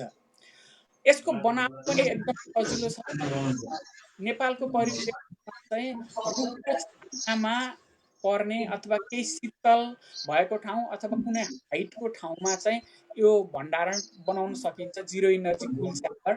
यसलाई बनाउनलाई चाहिँ बाहिर एउटा सामान्य इँटा भिजाएको इँटाले चाहिँ एक लेयर त्यो इँटाको गारो लगाइन्छ र बिचमा चाहिँ लगभग मुडी जति को बिचमा स्पेस राखेर फेरि अर्को लेयर पनि गारो लगाइन्छ र बिचमा चाहिँ सफा बालुवा राखिन्छ र त्यो दुईवटा लेयर अब कति अग्लो बनाउने भन्दा 1.5 मिटर भन्दा अग्लो बनाउन गर्दा चाहिँ यसको इफिकेसीमा चाहिँ अलिकति घट्ने हुनाले त्यसरी दुईवटा गारोको बिचमा बालुवा राखेर त्यो बालुवालाई चाहिँ 24 घण्टा चिसो पानीले चाहिँ भिजाइरहने प्रबन्ध गर्न सकियो र बिचमा चाहिँ हामीले 2 मिटर अथवा 1.5 मिटरको लम्बाइ चौडाइ र आफ्नो आवश्यकता अनुसारको लम्बाइमा चाहिँ यस्ता जिरो इनर्जी कुल च्याम्बरहरू बनाउन सकिन्छ। यो कुल च्याम्बरहरू व्यक्तिगत रूपमा किसानको स्तरमा पनि बनाउन सकिन्छ अथवा किसान समूहको स्तरमा पनि बनाउन सकिन्छ र अलिकति ठुलो बनाउने हो भने हामीले सहकारीको अवस्थामा नै बनाउन सकिन्छ। त्यस्तै बजारको अवस्थामा हेर्ने हो भने रिटेल बजारहरू अथवा थोक बजारहरूमा पनि बनाउन सकिन्छ, जसमा चाहिँ खास गरी सागपातहरू, मुला, गाजर, धनियाँ, अरू सागपातहरू अथवा जरे तरकारीहरू अथवा काउली बन्दाहरू पनि सामान्यतया 5 देखि 7 दिनसम्म राख्न सकिन्छ। तर यस्तो खालको शीत भण्डारहरूको चाहिँ एकदम हाइली इफेक्टिभ चाहिँ अलिकति मोइस्ट नभएको, खास गरी सापेक्षिक आर्द्रता एकदम कम भएको अवस्थामा चाहिँ पहाडी परिवेशमा अझै यसको चाहिँ प्रयोग राम्रो हुन्छ र यसको उपादेयता झन् बढी हुन्छ, यसको इफिसियन्सी चाहिँ बढ्छ। किनभने इभापोरेटिभ कुलिङ भनेको त्यहाँबाट भएको पानी बाहिर गएपछि चाहिँ हामीले यसलाई चाहिँ प्रयोग गर्न सकिने हो र जति त्यहाँबाट पानी चाहिँ बाहिर जान सक्यो उति चाहिँ चिस्यान कायम रहन्छ त्यो फलफुल तरकारीहरूमा। यसरी चाहिँ हामीले इभापोरेटिभ कुलिङ भनेर अब अहिले धेरै जसो किसानहरू चाहिँ नयाँ भनौँ न युवाहरू पनि हुनुहुन्छ, उहाँहरूले पनि जिरो इनर्जी कुल च्याम्बर भनेर हान्नुभयो भने यसलाई कसरी बनाउने, कसरी प्रयोग गर्ने भनेर प्रयोग गर्न सकिन्छ। प्रयोग गर्न सकिन्छ। त्यो हिसाबले चाहिँ हामीले युट्युब अथवा गुगल गर्ने भने पनि यो बारेमा धेरै जानकारीहरू चाहिँ लिन सकिन्छ अहिले युवा कृषि उद्यमीहरूले चाहिँ। अथवा हामी प्राविधिकहरू जसलाई चाहिँ किसानहरू यसको पहुँचमा हुनुहुन्न भने प्राविधिकहरूले पनि यसलाई हेरेर र यसको नलेज लिएर चाहिँ किसानहरू समक्ष पुर्याउन सकिन्छ। यो एकदमै प्रभावकारी विधि छ। नेपाल, भारत अथवा यस्ता उसमा चाहिँ लो कस्ट स्टोरेज विधि अन्तर्गत यो प्रयोग गर्न सकिन्छ। अब योभन्दा बाहेक चाहिँ तपाईँहरूलाई सेयर गर्दा चाहिँ चारकोल राखेर चाहिँ गर्न सक्ने चारकोल कुलर पनि हुन्छ। यससँग सम्बन्धित चाहिँ एबिआरडिसी जुन vegetable centre, old vegetable centre छ अथवा एफएओ छ, यसले पनि धेरै यस्ता विषयमा चाहिँ अध्ययन गरेर यस्ता म्याटेरियलहरू चाहिँ राखेको छ आफ्नो वेबसाइटमा। अर्को भनेको हामीले अहिलेको जल्दो बल्दो समस्यालाई समाधान गर्ने भनेको 2-3वटा अवस्था हुन्छ जुन मैले अहिले यहाँहरू समक्ष राखिसकेको छु। एउटा इभापोरेटिभ कुल च्याम्बर हुन्छ जुन चाहिँ किसान स्तरमा अथवा किसानको समूहको स्तरमा अथवा सहकारीको स्तरमा कुन चरणमा चाहिँ हामीले गर्ने हो। यसले चाहिँ विभिन्न प्रकारका तरकारीहरूलाई 5 देखि 7 डिग्री सेल्सियससम्म तापक्रम घटाएर जुनमा 90 देखि 95% ह्युमिडिटी मेन्टेन गरेर यसले राख्ने हुनाले यो एकदमै प्रभावकारी विधि छ। अर्को हामीले छलफल गर्न सकिने भनेको प्रिजर्भेसनका टेक्निकहरू हुन्। प्रिजर्भेसनको टेक्निकमा चाहिँ मैले अघि ड्राइङको बारेमा अलिकति भने, त्योभन्दा बाहेक चाहिँ हामीले क्यानिङ गर्न सकिने अवस्था हुन्छ। क्यानिङ भनेको चाहिँ हामीले जुनसुकै तरकारीहरूलाई चाहिँ यसलाई चाहिँ अलिकति हावा नछिर्ने र स्टेरिलाइज गरेको ग्लासको जारमा चाहिँ राख्न सकिन्छ। तर यो चाहिँ एकदमै घरायसी अवस्थाको लागि मात्रै हो, त्यही भएर म अलिकति डिटेल गइनँ, यहाँहरूको समक्ष समय धेरै लिइन। अर्को चाहिँ अचार बनाउने, फर्मेन्टेसन गर्ने, जाम बनाउने, जाम जेली बनाएर राख्ने, यस्ता खालका विधिहरू पनि धेरै छन्।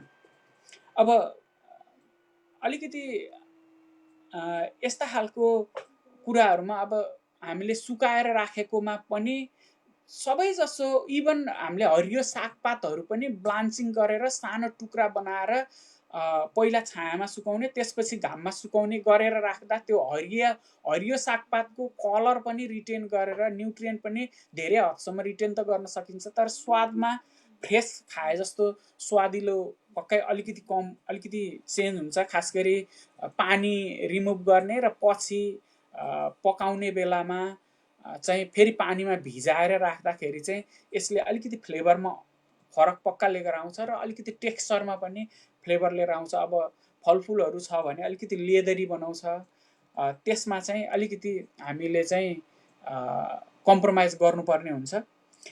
क्यानिङमा चाहिँ अलिकति फरक भनेको अरू विधि र क्यानिङ विधिमा चाहिँ अलिकति मजाले पाकेको राइप चिजबिजहरू चाहिँ राख्न सकिन्छ, जस्तो टोम्याटो राख्न सकिन्छ। अब यसमा चाहिँ डाइस गरेको टोम्याटो पनि हुन्छ र कुक गरेको नि हुन्छ, पिकलहरू राख्न सकिन्छ। त्यस्तै चिल्लीको सस, चटनीहरू बनाएर क्यानिङको विधिबाट राख्न सकिन्छ। त्यसमा चाहिँ भिनेगरमा अलिकति राखेर साल्ट भिनेगरहरू राखेर गर्न सकिन्छ। यसरी चाहिँ हामीले अलिकति यो अप्ठ्यारो अवस्थामा चाहिँ सर्ट टर्म सोलुसन भनेको यसलाई चाहिँ ड्राई गरेर राख्न सकिने विधि भयो र जिरो इनर्जी कुल च्याम्बर, यो दुईवटा पक्षलाई चाहिँ सर्ट टर्म सोलुसनको रूपमा मैले यहाँहरू समक्ष निवेदन गरेँ। मिडियम अथवा लङ टर्म सोलुसन भनेको चिस्यान नै हो, शीत भण्डारण नै हो, कोल्ड स्टोरेज नै हो। यसको लागि चाहिँ गाउँपालिका, नगरपालिका अथवा स्थानीय स्तरमा होस्, यसमा प्राइभेट अथवा पब्लिक प्राइभेट पार्टनरसिप जेबाट होस्, त्यसरी चाहिँ तुरुन्तै हामीले यसको निर्माण अत्यन्तै अपरिहार्य छ। यसले यस्ता पेन्डेमिकको बेलामा मात्रै होइन कि बजारमा अत्यन्तै आपूर्ति बढी भएको अथवा भारतबाट आयो, चीनबाट आयो भनेर जुनमा मूल्यमा गिरावटहरू भएको छ, त्यसमा चाहिँ उपजहरूलाई चाहिँ रेगुलेट गर्ने, सप्लाई रेगुलेट गर्ने मेकानिजमको रूपमा पनि हामीले कोल्ड चेनमा राख्न सकिन्छ। उदाहरणको लागि चाहिँ हामीले सुन्तला, स्याउ यस्ता चिजबिजहरू जुन चाहिँ अलिकति मास प्रोडक्सन हुन्छ, यसमा चाहिँ ठुला ठुला शीत भण्डारहरू बनाएर र क्षेत्रीय स्तरमा चाहिँ यस्ता शीत भण्डारहरू बनाएर राखेर हामी अगाडि बढ्नुपर्ने अत्यन्तै आवश्यकता भइसकेको छ। नत्र चाहिँ जब भयो राति अनि बुढी तातीको अवस्थामा चाहिँ न शीत भण्डारहरू बनाउन सकिन्छ र यसको इम्प्याक्ट कम गर्न सकिन्छ। अहिले भनेको एकदमै हाई समय हो यस्तोको लागि प्लानिङ गर्न। र मैले धेरै समय पनि लिएँ, यो लाइभमा धेरै समय नलिउँ। यति भन्दै मेरो अहिलेको यो संक्षिप्त भन्दै अलिकति लामो नै हुन गयो। यो प्रस्तुतिलाई यहीँ टुङ्ग्याएँ र म फेरि साथीहरूसित केही प्रश्नहरू छ भने मैले कमोडिटी वाइजहरू गर्ने कुरामा चाहिँ बेसिक फिजियोलोजी चाहिँ उस्तै खालको हुन्छ धेरै जसो तरकारीहरूको, त्यही भएर कमोडिटी वाइज चाहिँ छलफल गर्ने हो भने हामी फेरि छलफल गर्न सक्छौँ। धन्यवाद। हस् त बेजी, धेरै धन्यवाद। त्यसपछि अब छोटोमा समराइज गरेर कन्क्लुड गरौँ ल। आज हाम्रो त्यति प्रश्न छैनन्, सजेसनहरू चाहिँ एक दुईवटा आएको छन्, तर खासै प्रश्न छैन। त्यसैले हामी प्रश्नहरू अफलाइन पनि आदान प्रदान गर्दै गरौँ ल। र आज 3 जना वक्ताको हाम्रो शैलेश सरलाई ल्याउन सकिएन, अघि एकछिन त आउनु भएको थियो। 3 जनाको वक्ताको अलिकति समरीमा केही छुटेको छ कि भनेर हरि सरबाटै सुरु गरौँ न हजुर। हामी 3 जनाबाट केही छुट्या छ कि अन्तिममा छोटो 1-2 सेन्टेन्स। अब कति कुरो त पोलिसीको कुरो हुन्छ। अब जस्तो के हुन्छ भने म त सधैँ के भन्छु भन्दाखेरि रिसर्चमा त्यो बजेटै एकदम कम छ। मैले अस्ति पनि मेन्सन गरेको थिएँ यो कुरा। रिसर्चलाई चाहिँ कतिले अब कृषि पढेकाले पनि बुझेका छैनन्, रिसर्च के हो भन्ने कुरो बुझेका छैनन्। त्यहाँ ठुलो ग्याप छ। अनि हामी अब 3 तहको, अस्ति मैले भनेको थिएँ फेरि दोहोऱ्याउँछु, 3 तहको जस्तो रिसर्च, एक्सटेन्सन र एजुकेसन, यो 3टै नमिलिकन सुखै छैन। त्यसो भएर जे कृषिमा जे उन्नति प्रगति गर्नुपर्ने छ गर्नुपर्छ, यो 3टै निकाय नमिलिकन सुखै छैन, यो मिल्नुपर्छ। र सबैलाई त्यत्तिकै आदर गर्नु पर्यो। कहिले कहिले चाहिँ कस्तो समस्या आउँछ भन्दाखेरि अब 3-4 वर्ष अगाडि धानमा बाला लागेन, मकैमा घोगा लागेन, त्यो हाम्रो नाकलाई चाहिँ अब त्यो घोगा लागेन अनि बाला लागेन त्यसपछि मात्रै थाहा भयो कि त्योभन्दा अगाडि चाहिँ नाकलाई केही पनि थाहा भएन। हुन त यो पोलिसीको कुरो हो, यो हाई लेभलको कुरो हो। मेरो अनुभव चाहिँ सेयर गर्यो, त्यतातिर अलिकति हामीले बढी ध्यान दिनु पर्यो। अनि अहिलेका इनर्जेटिक मान्छेहरूले अलिकति रिसर्चलाई पनि बढी त्यतातिर फोकस गर्नु पर्यो। हाम्रो सम्भावनाहरू नेपालमा सम्भावनाहरू धेरै छ। किन भन्दाखेरि अब जस्तो म अब बाहिर पनि अलिअलि गएको छु, साथीभाइहरूसँग पनि कन्ट्याक्ट हुन्छ। नेपाल यति सानो देश भए पनि सबै हावापानी पाइन्छ। यहाँ हावापानी पाइने भएको हुनाले विश्वमा जे जति उत्पादन हुन्छ, जे जति चाहिँ अनुसन्धानबाट निस्किएका छन्, त्यो सबै नेपालमा उत्पादन खेती गर्न सकिन्छ। त्यतातिर चाहिँ अब हामीले अलिकति सबै मिलेर त्यतातिर फोकस गर्नुपर्ने हुन्छ। अब मेरो विषयमा त अब मेरो लगभग च्याउ सम्बन्धी अब यही नै हो। यसमा चाहिँ अब खासै अब मैले भन्दा पनि कुनै विज्ञहरूले अथवा कुनै साथीहरूले केही यसमा थप्न अथवा घटाउन केही पर्छ भने अब त्यसमा चाहिँ अब सुझाव सल्लाह अथवा क्वेसन छ भने म अनुरोध गर्दछु भन्दै म यति नै भन्छु। धन्यवाद। हस् त, धेरै धन्यवाद हजुर। हुन्छ डाक्टर शान्ताको सुनौ समराइज।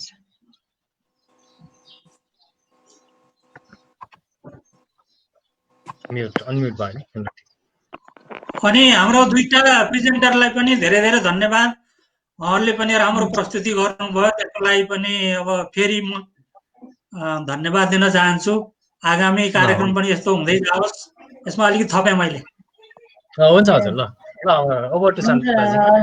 धन्यवाद हरि सर, गोविन्द सर, बेस सर र सबै हाम्रो श्रोता जसले हामीलाई हेर्नु भएको छ, सुन्नु भएको छ र यहाँहरूको सुझाव पनि आएका छन्, त्यसलाई पनि हामी आगामी दिनहरूमा विचार गर्नेछौँ र कति गर्न सकिन्छ। त्यसै गरेर मेरो प्रस्तुतिमा भन्दा पनि किनभने त्यसमा हामीले धेरै प्रडक्ट डाइभर्सिफिकेसन त्यो कुराहरू गरिरहँदा चाहिँ अघि हरि सरले भनेको कुरामा एकदमै रिलेभेन्ट छ। हाम्रो रिसर्चहरू कम छन्। हामीले फुड प्रिजर्भ गरेर प्रोसेसिङ गर्दाखेरि त्यसको न्युट्रिएन्ट कन्टेन्ट कतिसम्म रिटेन गर्न सकिन्छ, होइन, कहिलेकाहीँ त्यो प्रोसेसमा न्युट्रिएन्ट कन्भर्जनहरू हुन्छ, त्यो के कसमा जान्छ, कहिलेकाहीँ बेटर हुन पनि सक्छ, कहिलेकाहीँ यो न्युट्रिएन्ट कन्टेन्टहरू लस हुन पनि सक्छ। अब अघि हामीले भने जस्तै केचप यो प्रोसेसिङ गरेर राख्ने, फर्मेन्टेसन, स्टोरेज गर्दा सेल्फ लाइफ एक्सटेन्ड गर्दा गर्दै न्युट्रिएन्ट कन्टेन्टमा चाहिँ के भ्यारिएसन आउँछ त भन्ने कुराहरू हाम्रो रिसर्च गर्न बाँकी नै छ र यो गर्नु पनि पर्छ। र यो रिसर्च एजुकेसन एक्सटेन्सनको लिङ्केज कसरी बेटर बनाउने भन्ने विभिन्न मेकानिजमहरू छन्। जस्तै यो पहिला चाहिँ एउटा टेक्निकल ग्रुप भन्नेहरू थियो र त्यसलाई रिभाइभ गर्नलाई चाहिँ हामीले अस्ति भर्खर कृषि विभागमा पनि छलफल भएको थियो। त्यसलाई कसरी अगाडि लाने भनेर प्रेजेन्टेसनहरू गर्नुभएको थियो डिडिजीले र त्यो सेयर पनि गर्नुभएको छ। त्यो स्ट्राटेजी मेकानिजमहरू चाहिँ बन्दैछन् र यो हाम्रो पार्टनरसिप बलियो भयो भने चाहिँ अघि हामीले भनेका कुराहरूलाई मेटेरियलाइज गर्न र किसानलाई रिकमेन्डेसन गर्न पनि सजिलो हुन्छ। रिसर्चबाट त्यसलाई भेरिफाई भएपछि नै यस्तो कुराहरू छ र यसको product diversification plus value chain त्यसले चाहिँ प्रडक्ट फ्रेस प्रडक्ट भन्दा पनि प्रोसेस प्रडक्टमा अझै बेनिफिट पनि आउँछ। अलिकति जस्तै हामीले 5 रुपियाँ इन्भेस्ट गर्यौँ त्यसलाई प्रडक्ट बेटर बनाउनलाई भने त्योबाट 10 रुपियाँ प्रफिट आउँछ है भन्ने पनि यो market analysis plus nutrient content एनालिसिसहरू गर्यो भने राम्रो हुन्छ होला। यसको लागि हामीले यो खाद्य तथा गुण नियन्त्रण विभाग पनि छ, उहाँहरूसँग पनि पोल गर्नेछौँ, कुरा गर्नेछौँ र केसम्म गर्न सकिन्छ। त्यसै गरेर मेरो विचारमा यो हामीले 3P मोडल भन्छौँ र अझै गएर अहिले चाहिँ हाम्रो public private plus producers partnership 4P मोडलहरू पनि आइरहेछन्। यो कुराहरू चाहिँ टेक्नोलोजी डेभलपमेन्ट प्लस एडाप्टेसनको कुरा भएको हुनाले हामीले 4P मोडलमा गयो भने अझै राम्रोसित इम्प्लिमेन्ट पनि गर्न सकिन्छ होला र किसानहरूले एडाप्ट पनि गर्नुहुन्छ होला भन्ने मलाई लागेको छ। र धेरै कुराहरू आइसक्यो। त्यस्तै गरेर हाम्रो भ्याल्यु चेन डेभलपमेन्ट प्रोजेक्ट पनि छ, फ्रुट तथा भेजिटेबल्स। त्यसमा पनि हामीले अलिकति के गर्न सकिन्छ, रिसर्च प्लस एक्सटेन्सन र टेक्नोलोजी डेभलपमेन्ट। त्यसै गरेर युनिभर्सिटीहरूमा पनि यो पहिला हाम्रो पालोमा त प्रोजेक्ट केहरू हुन्थ्यो, अहिले झन् छ होला। त्यस्तोमा पनि कुनै सर्ट टर्ममा गर्न सकिने कुराहरू उहाँहरूले पनि स्टडी गरिदिनु भएर त्यसलाई भेरिफाई टेक्नोलोजी अहिले हामीले चाहिँ बिउहरू दर्ता भएको जस्तै नार्कले टेक्नोलोजी पनि डेभलप गरेर भेरिफाई गरेर टेक्नोलोजी पनि दर्ता गर्नु पर्यो भन्ने कुराहरू पनि आइरहेका छन्, होइन। त्यो भयो भने बेटर एडाप्टेसन हुन्छ र रिलायबिलिटी अथेन्टिसिटीहरू पनि बढ्छ भन्ने हिसाबले त्यो कुराहरू पनि आइरहेको छ। त्यो सबैलाई हामीले यो पोस्ट हार्भेस्ट म्यानेजमेन्ट र प्रडक्ट डाइभर्सिफिकेसनमा जोड्न सक्यो भने अझै राम्रो हुन्छ होला भन्दै म यहाँहरू सबैलाई धन्यवाद दिन चाहन्छु। हस्, नमस्कार। हस् त शान्ताजी, धन्यवाद। अब बेजी हजुरको भर्खर सक्नुभयो र पनि केही छुटेको छ, केही समराइज गर्नुपर्ने छ नि भनिदिनुहोस् न। हस्, धन्यवाद गोविन्दजी। मैले भन्नुपर्ने मूल कुरा हामी जतिखेर आवश्यक पर्यो उतिखेर चाहियो भन्ने यो प्रवृत्ति चाहिँ यो सबै कुरालाई समस्यामा पार्ने प्रवृत्ति चाहिँ यो छ। अब जब भयो राति अनि बुढी ताती भने जस्तो अब जहाँ समस्या देखियो त्यसपछि ल यो गरेर हुन्छ कि उ गरेर हुन्छ भन्नुभन्दा पनि अहिलेको यो पेन्डेमिकले चाहिँ धेरै कुराहरूलाई अगाडि बढ्नलाई, चाहे स्थानीय उत्पादनलाई नै बढाउनलाई अथवा फुड सिस्टमको लोकलाइजेसन गर्नलाई होस्, यी सबै कुरालाई अपर्च्युनिटी दिए जस्तै अब कोल्ड स्टोरेज फेसिलिटी, खास गरी फलफुल तथा तरकारी जस्ता पेरिसेबल्सहरूलाई अलिकति केही समयसम्म भण्डारण गरेर आपूर्ति गर्न सक्ने, जुन चाहिँ कुरा बजारमा एकदम ओभर सप्लाई हुँदा पनि काम लाग्यो अथवा यस्ता इमर्जेन्सी सिचुएसनमा पनि काम लाग्यो। अब नेपालमा चिजबिज यो बाटो बन्द हुने अब राजनीतिक दलले बन्द गरोस् कि नेचुरल डिजास्टरले बन्द गरोस् त्यो पनि एकदमै कमन भइराखेको हुनाले क्षेत्रीय जिल्ला अथवा केन्द्र स्तरमा चाहिँ शीत भण्डारणलाई अलिकति अगाडि बढाउनै पर्छ र एकदमै यसले चाहिँ हामीलाई राम्रो बाटो अथवा बाटो देखाएको छ भन्ने लाग्छ मलाई। र विभिन्न कृषि व्यवसाय प्रवर्धन नीति, राष्ट्रिय कृषि नीति अथवा एडिएसले जुन भिजनिङ गरे अनुसारै नेपालको कृषिलाई व्यावसायिक रूपमा चाहिँ र कम्पिटिटिभ बनाउने हो भने र यता ताजा कृषि उपज भनेको चाहिँ खास गरी कोल्ड चेनबाट नै जानुपर्छ, यसका क्वालिटीहरू मेन्टेन गर्नलाई चाहिँ कोल्ड चेन नै मेन्टेन गर्नुपर्छ भन्ने कुरा चाहिँ अब नीति निर्माण तहमा अथवा मन्त्रालय स्तरमा हुनुभएको हर्टिकल्चरिस्टहरूलाई यस्तो कुरालाई सम्झाइरहनु नै पर्दैन, उहाँहरूलाई थाहा भएको कुरा हो। र खास गरी कृषि उपज सङ्कलन केन्द्रहरूमा चाहिँ कोल्ड स्टोरेजको फ्यासिलिटी छ भने एकदमै राम्रो हो, सञ्चालन गर्नु पर्यो। छैन भने पनि यसलाई चाहिँ तदारुकताका साथ इन्फ्रास्ट्रक्चर थप गर्नु पर्यो र नेपालमा चाहिँ ल भएन अब बनाऊ भनेर आवश्यक परेको बेलामा मात्रै तात्तिने जुन प्रवृत्ति चाहिँ एकदमै हानिकारक र हामीले धेरै कुराहरू चाहिँ गर्न सक्छौँ, चाहे त्यो लो कस्ट स्ट्रक्चर होस् चाहे हाई कस्ट स्टोरेज स्ट्रक्चरहरू होस्। त्यो चाहिँ अब अहिले शान्ताजीले भन्नुभएको जस्तो विभिन्न मोडलहरू हुनसक्छ, सरकारी मोडल हुनसक्छ, गैर सरकारी मोडल हुनसक्छ अथवा प्राइभेट पब्लिक पार्टनरसिप हुनसक्छ अथवा किसान समूह अथवा सहकारीको लेभलमा हुनसक्छ। यसलाई चाहिँ गरेर अगाडि बढाउन अत्यन्तै आवश्यक भइसकेको छ र यो सँगसँगै यो प्रवृत्ति पनि खास गरी किसान समूह, सहकारी अथवा यी प्रोड्युसर्स एसोसिएसनहरूको एक खालको प्रवृत्ति दिए बनाइदिन्छौँ हामी आफै त सक्दैनौँ भन्ने जुन प्रवृत्तिबाट चाहिँ एकदमै हामी पछाडि हट्नुपर्छ र आफ्नै हिसाबले चाहिँ व्यावसायिक मोडलमा चाहिँ जानुपर्छ। र यस्ता प्रोड्युसर एसोसिएसनले यस्ता ठुला इन्फ्रास्ट्रक्चरहरू, ठुला भनेको चाहिँ 8-10 टन 10-20 टनहरू राख्न सक्ने स्ट्रक्चरहरू बनाउनलाई चाहिँ किसान जो आबद्ध छन् प्रोड्युसर्स एसोसिएसनमा, जस्तो च्याउ उत्पादक सङ्घमा भने तिनीहरूबाट लेबी लिएर पनि त्यो लेबी प्रयोग गरेर यस्ता स्ट्रक्चरहरू बनाउनुपर्छ ताकि त्यसमा भण्डारण गरेर मूल्य जुन बजारमा चाहिँ रेगुलेट गर्न सकियोस्। आपूर्ति रेगुलेट गर्दा चाहिँ मूल्य रेगुलेट हुन्छ र आफूले त्यसबाट कृषिको उपजको मूल्य पाइन्छ र चिजबिजहरू बनाएको चाहिँ कालान्तरमा एकदमै नाफा हुन पुग्छ। र अलिकति स्ट्राटेजिक र आगामी 10 वर्ष के होला, आगामी 15 वर्ष के होला, 20 वर्षमा के होला भन्ने अलिकति लङ टर्म थिङ्किङ गरेर चाहिँ इन्भेस्ट गरौँ र पब्लिक प्राइभेट प्रोड्युसर जे खालको पार्टनरसिप चाहिँ त्यहाँ भनौँ स्टेक होल्डर बिचमा छलफल गरेर पुग्न सकिन्छ, यस्ता स्ट्रक्चरहरू बनाउन चाहिँ ढिलो भइसक्यो र यो समयलाई सदुपयोग गरौँ भन्न चाहन्छु। बस यो सबै अवसरको लागि धन्यवाद तपाईहरूलाई र सुनिदिने साथीहरूलाई पनि धन्यवाद। आजको प्रस्तुता चारैजनालाई धेरै धन्यवाद दिँदै यो कार्यक्रम अब हामी अफलाइनमा पनि हुन्छ र एकअर्काको प्रश्न उत्तरहरू त्यहाँ पनि कन्टिन्यू गर्दै गरौँला। र यसमा सहभागी हुने डाक्टर शान्ता, हाम्रो हरिश चन्द्र वास्तोलाजी, डाक्टर वेद र शैलेशजी हुनुहुन्थ्यो। उहाँहरू सबैलाई धन्यवाद दिँदै अब हामी यसपछिको अर्को कार्यक्रम आउने शनिबार आजको समय भनेर ठ्याक्कै 10 बजीबाट सुरु गर्ने प्लान गर्दैछौँ र त्यसको विषय अब ठ्याक्कै के हुन्छ अहिले तोकिहालेको छैन। र यसरी यो लकडाउनले हामीलाई नयाँ नयाँ कुराहरू सोच्ने, अहिलेसम्म हामीले सोच्न नगएका कुराहरू सोच्ने र कहाँ बाधा अड्काउँथे त्यसलाई फुकाउने मौका हुन्छ जस्तो लागेको छ। अहिलेसम्म हामी क्रप डाइभर्सिफिकेसन अरू विविधीकरणमा थियौँ भने अब चाहिँ त्यसको प्रोडक्ट डाइभर्सिफिकेसनमा पनि जाने सम्भावना खुल्यो कि जस्तो लागेको छ। यो सबैको विचारको लागि धन्यवाद दिँदै अब यो लकडाउनभरि हामी आफू पूर्ण अनुशासनमा रहौँ र सबैको सुस्वास्थ्यको कामना गर्दै कृषि मूलस्थ जीवनम आजलाई यति नै। धन्यवाद। धन्यवाद। नमस्कार।